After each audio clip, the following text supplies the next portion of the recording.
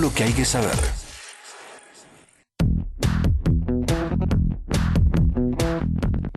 Bueno, la verdad que es una mañana que venimos hablando mucho de la igualdad, de la educación, de poner el país de pie, luego de lo que el presidente Alberto Fernández dijo en el día de ayer.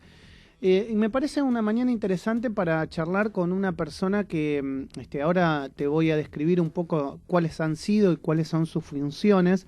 Y la verdad que tienen que ver, digamos, su actividad con el desarrollo del país en cuanto a lo científico, en cuanto al conocimiento y en cuanto a lo que muchos nos jactamos de poder hacer los argentinos. Miguel Pesado es presidente del Consejo Profesional de Ingeniería en Telecomunicaciones, Electrónica y Computación. Entre algunos de sus cargos fue exdirector del ARSAT, cuando se puso el primer satélite argentino en órbita hace un tiempo.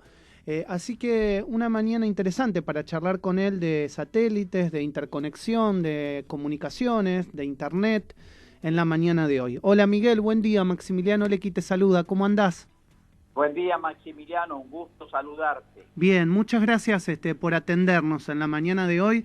Qué interesante tu currículum, ya solo cuando leer que fuiste exdirector de ARSAT, con todo lo que implica para los argentinos, nos eriza la piel a muchos de nosotros.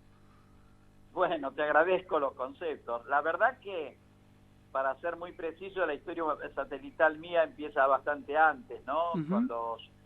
Con el lanzamiento del Nahuel 1, primero hace años atrás, y antes con el lanzamiento de dos satélites, ANIC C1 y C2, que fueron los primeros satélites argentinos que dieron comunicaciones en el país, ¿no es cierto? Pero bueno, obviamente los ARSAT fueron la nave insignia, digamos.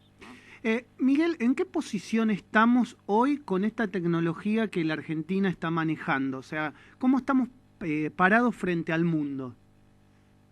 Bueno, te diría que hoy estamos en los primeros lugares, como ya se ha dicho por distintos medios, que Argentina ocupa una situación de privilegio, no solo en materia de construcción de satélites, sino en un aspecto que se marca muy poco y que es también quizás tan importante o más que los propios satélites, que es la industria de los lanzadores, ¿no es cierto? Es decir, acá Argentina avanza en los propios cohetes lanzadores de satélites y en la construcción de satélites. Estos dos aspectos son necesarios para poder desarrollar toda la actividad aeroespacial desde un mismo punto, desde una misma gestión, digamos, ¿cierto?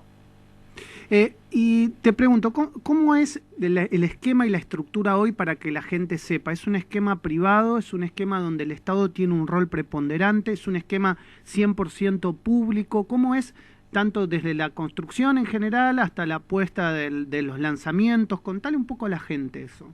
Bueno, sí, muy buena la pregunta tuya. En realidad es un sistema público en general, ¿no? Porque hay dos tipos de satélites y dos industrias que se han desarrollado. Una que se llama los satélites de órbita baja, que es el tipo SAOCON, que estuvieron a cargo y están a cargo de la CONAE, que es la Comisión Nacional de Actividades Espaciales, y esto ha sido construido, desarrollado entre CONAE e INVAP. Digamos, es un emprendimiento que depende funcionalmente de la CONAE. Y después están los satélites de telecomunicaciones como el ARSAT 1 y el ARSAT 2, que han sido construidos por INVAP y, contratado esa construcción por ARSAT, que es la empresa argentina de soluciones satelitales, pero que ARSAT no fabrica satélites, opera los satélites ARSAT 1 y ARSAT 2. Bien. Bien, en base a todo esto que me estás contando, ¿qué podemos esperar en los próximos años para la Argentina, además de seguir construyendo, de seguir con el lanzamiento? Y por otro lado, ¿cuál crees vos que es la idea del Estado? Porque en su momento, digamos, había grandes proyectos para la Argentina, sobre todo con el gobierno de Perón, de energía nuclear, después tuvimos algunos cohetes que después fueron comprados o desarmados en la época menemista por Estados Unidos. ¿Vos crees que esto puede tener una continuidad en el tiempo? ¿Es algo que la Argentina no va a resignar de ninguna manera, que tiene que ver con nuestra soberanía? ¿Cómo lo ves desde el punto de vista político, internacional, geopolítico? Bueno, sí, te diría, te voy a ser muy preciso, es un tema muy largo de exponer, pero te voy a dar algunas pautas que deben considerarse y que deben tenerse muy en cuenta, porque creo que son orientativas para el futuro desarrollo de la industria aeroespacial. Primera cuestión, yo creo que es necesario formar una agencia aeroespacial internacional con base en Argentina, digamos, ¿no? Esta agencia aeroespacial, que hoy vendría a ser de alguna manera parcialmente la CONAE, tendría que englobar todo lo que es la construcción de satélites, no solamente de exploración de la Tierra como los SAOCOM, sino que englobe también a los satélites de telecomunicaciones. Es decir, que toda la parte de construcción de satélites debería estar bajo la órbita de esa agencia, ¿no es cierto? Esto es una necesidad funcional para que las cosas sean coherentemente planificadas. Esto por un lado. También esta agencia tendría a su cargo lo que es la producción de lanzadores, ¿no? Que pueden ser también desarrollados en la industria privada en el día de mañana. Es más, hoy hay emprendimientos ya privados que fabrican lanzadores en el país, que todavía no son de uso comercial, pero están a punto de serlo, y en 1, 2 o 3 años podrían estar lanzando nuestros propios satélites. Esta sería la organización necesaria desde el Estado. Y obviamente, bueno, ARSAT tendría que convertirse en un operador de satélites, ¿no es cierto? Como un comercializador de la capacidad satelital argentina, un desarrollador de nuevas necesidades, pero no un rol industrial. Eso principalmente debería ser así. Y tercera cuestión que Argentina debe orientarse, y esto es fundamental lo que te voy a decir, y que debe ser muy considerado, es a la fabricación de satélites de órbita baja, tanto sea para comunicaciones como para exploración de la Tierra. El futuro tecnológico de servicios y económico también está en función de este tipo de satélites, que son los que, digamos, guardando las distancias, produce Estados Unidos, Europa, China y Rusia, y donde sus casos más emblemáticos son las redes satélites, por ejemplo, de Estados Unidos, de Starlink, que lanzó, digamos, que tiene previsto lanzar cerca de 12.000 satélites, con lo cual da una idea de la magnitud de la industria satelital, ¿no?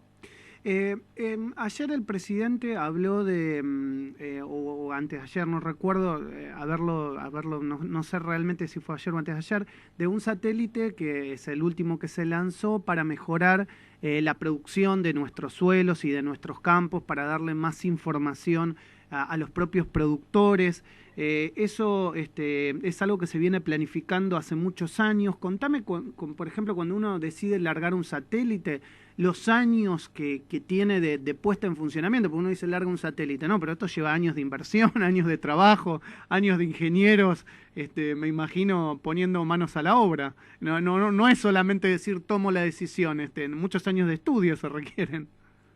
Sí, correcto, lo que vos decís también es correcto, eso. Yo recuerdo, para que tengas una idea, en el año 2007, donde empezamos 2008 con la construcción del ARSAT 1, en ese momento, en INVAP, pude observar, recién le acabo de mandar la foto a un amigo, de que ahí estaba el modelo estructural del SAOCOM, este satélite que se lanzó hace muy poquito, ayer, digamos, antes de ayer.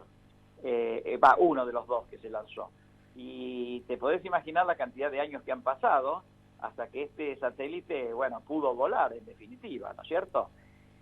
Hay otros satélites que, acorde a las circunstancias y a las necesidades, se anteponen. Por ejemplo, el ARSAT fue un satélite más complejo, el ARSAT 1, y el ARSAT 2 también, satélites más complejos que se llaman no geoestacionarios, geoestacionarios, los no geoestacionarios son los de órbita baja.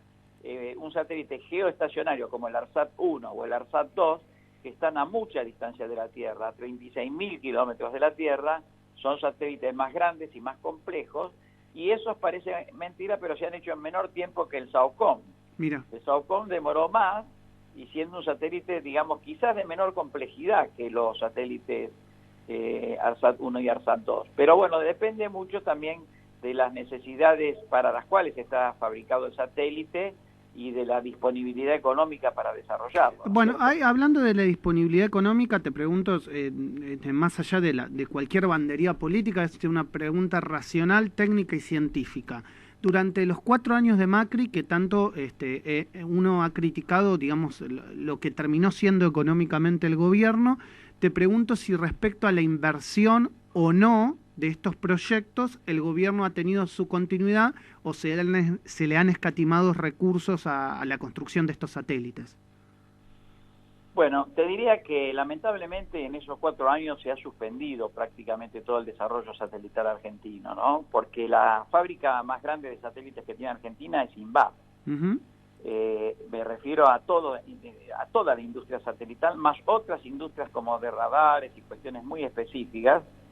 Todo reside en INVAP y en realidad los proyectos han tenido poco alimento, digamos, monetario como para seguir su desarrollo, y ha producido como un impasse en estos 4 años, que también esa misma cuestión se reflejó en lo que se llama la reserva de posiciones orbitales que necesita el país para poner sus satélites en órbita. Tanto es así que algo que te voy a decir es inédito, todavía no se sabe ni salió en ningún lugar, pero para lo que se llama el ARSAT 3, que se está próximo a fabricar, digamos así, por VAP, y lo conduce ARSAT. En esta falta de coordinación que hubo en estos 4 años, Argentina tenía 2.500 MHz, que es la capacidad que podía brindar en esa posición orbital de 81 grados, y por una gestión errónea producida o poco desinterés que hubo del país, quedaron nada más que 500 MHz, con lo cual hoy resulta ser muy poca capacidad satelital, muy poco ancho de banda, digamos así, para poder construir un satélite nacional. Vos fíjate las implicancias que tiene lo que se llama la gestión de las posiciones orbitales del país, de la República Argentina, ¿no es cierto?, en el ámbito ya geopolítico internacional. O sea, durante el gobierno de Macri, la Argentina perdió 2.000 MHz, lo que implica una posición estratégica importante que la perdimos, y esto hay posibilidad de recuperarlo.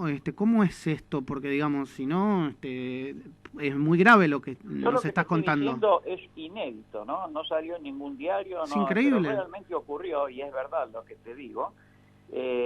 Digamos, haber perdido de 2.500 MHz, haber perdido 2.000 MHz, es como haber perdido más de un satélite, te diría, ¿no? Con lo cual la gestión hay que empezarla de nuevo ante la Unión Internacional de Telecomunicaciones para ver si Argentina puede recuperar más adelante esa capacidad que perdió.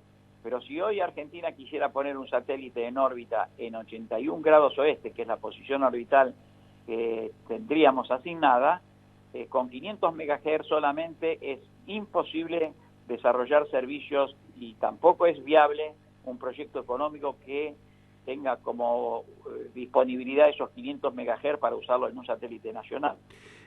Ahora, a mí, no sé, tal vez es mi deformación profesional, no sé si lo sabes, pero soy abogado, y digo... Bueno, no hay ningún problema en eso. No, pero por eso es la pregunta que te voy a hacer, por eso me estoy justificando de antemano. ¿Esto no implicaría algún tipo de denuncia frente al gobierno anterior por haber dejado perder, digamos, estas licencias que la Argentina tenía? Esto es de una gravedad inusitada, es un problema nacional, es un problema soberano del país, es algo realmente terrible, y te digo por qué. Porque para ocupar la posición orbital que supuestamente Argentina debía mantener para esos 2.500 MHz, se contrató un satélite extranjero que se llama Astra 1H. Ese satélite se desplazó a la órbita de 81 grados de manera tal de justificar que había un satélite que brindaba servicios a Argentina ahí. Con tan mala predisposición, yo no sé, o error, o como quieras llamarlo, que por ese satélite que se pagó 7 millones de euros, repito, 7 millones de euros para ponerlo ahí, fue insuficiente y fue el causante de la pérdida de los 2000 MHz que te estoy hablando. Claro.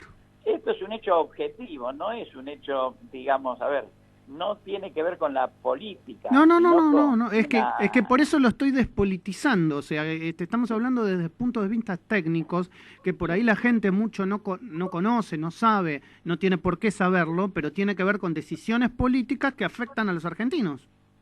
Totalmente. Yo te estoy dando una primicia en esto, ¿no? Porque no se conoce. En realidad, podríamos decir que se perdieron 7 millones de euros, ¿no? Se tiraron. Pero no solo que se tiraron, sino que perjudicaron al país porque le hizo perder gran parte de la capacidad argentina que podía tener para poner un satélite en órbita futura, ¿no es cierto? Para finalizar y abusando de tu tiempo y agradeciéndote, estás, me imagino, de acuerdo con la decisión del presidente Alberto Fernández de declarar de interés público las telecomunicaciones o el servicio de telecomunicaciones, ¿verdad? Sí, yo en realidad creo que, a ver, que muy resumidamente también, te digo que para mí el gas es un servicio público, ¿no es cierto? El agua es un servicio público, la electricidad es un servicio público, el teléfono era un servicio, pues el teléfono de la casa, un servicio público. No entiendo realmente por qué no debería hacerlo Internet, que hoy tiene más uso que el teléfono, ¿no es cierto? Es una cuestión de sentido común. O por qué no puede serlo la televisión por cable, que hoy tiene más uso que hasta el teléfono de la casa. No sé, son cosas de sentido común estas, no es una postura política, sino una cuestión de razonamiento, ¿no es cierto? Sí, además muchas veces se mezcla, tal vez porque mucha gente quiere meter lo ideológico en el medio, pero declarar servicio público una actividad no implica que que no haya empresas privadas que brinden ese servicio o ese negocio, no tiene nada que ver una cosa con la otra. Absolutamente, pero lógicamente lo que estás diciendo es absolutamente razonable, y así lo entiendo yo, es decir, nada tiene que ver con que sea que afecte a una empresa privada. Son incompetencia, además. Nunca se dice que no son incompetencia. Puede haber montones de empresas privadas que puedan brindar ese servicio público en competencia, sin ningún tipo de problema. No veo el problema, realmente no veo el problema. Te agradezco mucho por estos minutos, Miguel. La verdad que es un placer haber charlado contigo. Gracias por la primicia, más allá de que es algo muy negativo para el país lo que nos has contado. Te mando un abrazo grande y espero que no sea la última vez en el año que podamos charlar. Bueno, espero no haber terminado con un mensaje negativo. Cuidado, porque hay muchas cosas positivas que están ocurriendo, como el SAOCOM, que ha sido una cosa positiva, y que van a ocurrir muchas cosas positivas más en materia de industria satelital. Así que no quiero cerrar con una visión negativa. Te agradezco a vos que me hayas llamado. Un gran abrazo, Miguel, un gran abrazo. Gracias, igualmente. Miguel Pesado, hablamos, la verdad que con un grosso, con un grande. Miguel es presidente del Consejo Profesional de Ingeniería en Telecomunicaciones, Electrónica y Computación. Es exdirector del ARSAT y me ha preocupado lo que ha dicho, ¿no? Que Argentina en los 4 años del gobierno de Macri ha perdido 2000 MHz en su capacidad geoestacional 81, ¿no? Y bueno, son cosas que uno se empieza a preguntar. ¿Qué se hizo? ¿Por qué se hizo? ¿Por qué se le pagaron 7 millones de euros para utilizar un satélite cuando Argentina tenía la posibilidad de construir el propio? No sé, son decisiones a veces políticas de gobierno que uno empieza a preguntarse y que muchas veces no encontramos respuestas, Augusto, no las encontramos. Sí, no, sin duda, Maxi, y la verdad que es lamentable el hecho de que no se prime siempre el avance argentino por encima del hecho de tener que usar lo extranjero, ¿no? Sí, exactamente. Bueno, te doy juego la última, Augusto, que ya nos estamos despidiendo. Bueno.